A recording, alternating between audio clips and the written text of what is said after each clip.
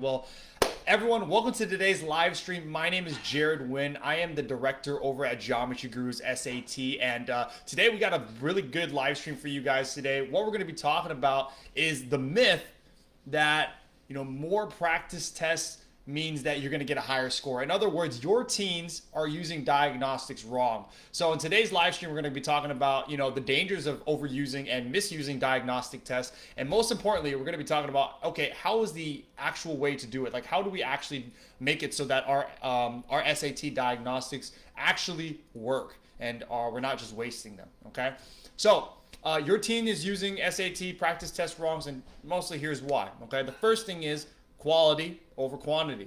Okay, a lot of students, they think that, hey, all you need to do is just spam a bunch of diagnostics tests and that's going to give you the results that you're looking for.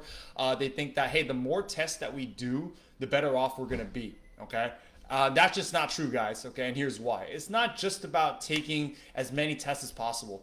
Okay, it's about actually learning from every single test, understanding the mistakes that you're making, and improving your strategies on top of that. Okay, if you don't learn from those practice exams and those practice tests, then they're just a waste of time. Okay, because guys, the whole point of a diagnostic is to do that, is to diagnose your weaknesses. If you're not diagnosing your weaknesses, then how are you going to figure out a plan to get your team the score that they're looking for? Just not realistic. Okay, the second thing is that this plays into number one, is that you keep practicing the wrong things. Okay, so for those of you who have student athletes, you know how you can practice something like over and over again, like there's like let's say your kid plays basketball, and this kid has this friend, and he's like, hey Jimmy, I practice 3 hours a day, right? But then you see him on the court and he sucks.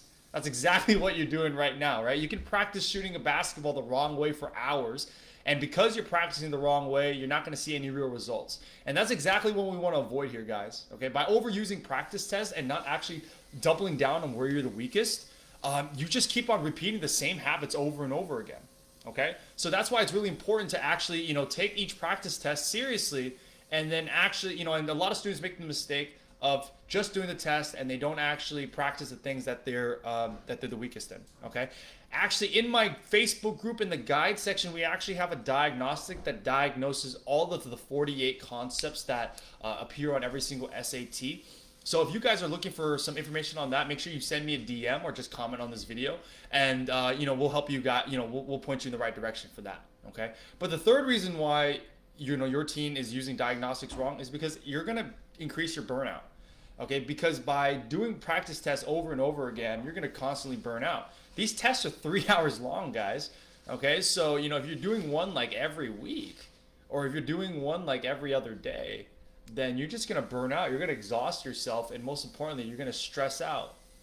Okay, so instead, your team needs to balance these practice tests with skill building exercises and drills, so that they're keeping fresh, right? And they're not, they're focused. We want to make sure that they're focused, because we don't want them practicing and doing the test in a lowered state of mind. That's just not very conducive to their health. Okay, but also, guys, the College Board is the best source of information, or the best source of practice tests you're going to find. Okay, and you only have a limited amount of them. Okay, you have only 6 exams that you can take. So if you're practicing over the course of 3 to 6 months and you use all of them right away, then by the time you have to take, if you have to take the test again, then you use them all already, and they're not going to be very accurate. Okay, so you want to make sure that we're actually using your practice tests at a way that is actually conducive to their learning. Okay, now you're probably wondering, it's like, okay, so my teen is making these exam mistakes, they're doing these diagnostic mistakes, right? What should they actually do? The first things first is they should only do, first of all, do one diagnostic exam, right? And then on that diagnostic exam, analyze any patterns that you see that they're making mistakes, and pinpoint specific areas for improvement. This strategic review is very crucial, because this is the only way we can turn weaknesses into strengths, if we can first identify those weaknesses.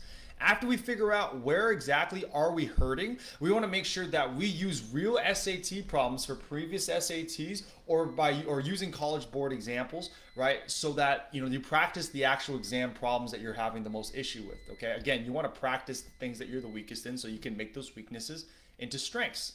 Okay, this keeps it engaging for your team, and most importantly, it makes sure that as your teen evolves, they're going to have different weaknesses, right? So we want to make sure that we're adapting to those weaknesses, so we're not focusing on things that we're already good at doing.